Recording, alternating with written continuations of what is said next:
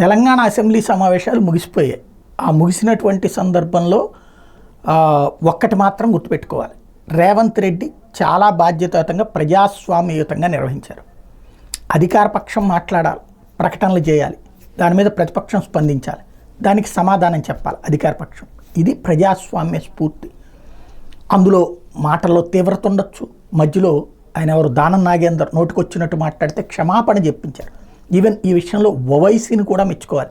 అక్బరుద్దీన్ ఓవైసీ కూడా క్షమాపణ చెప్పాలని డిమాండ్ చేశారు. అంతేగాని ఆ దుర్భాషని, ఆ బెదిరింపులని సభావేదికగా చేసిన దాన్ని అంగీకరించలేదు. అంటే ప్రజాస్వామ్యబద్ధంగా తెలంగాణ అసెంబ్లీ నడుస్తుంది, రేవంత్ రెడ్డి దాన్ని నిర్వహించినందుకు అభినందనలు. అదే సందర్భంలో కేసీఆర్ ఈ పని చేయలేకపోవడం అన్నటువంటిది ఆయన వైఫల్యం.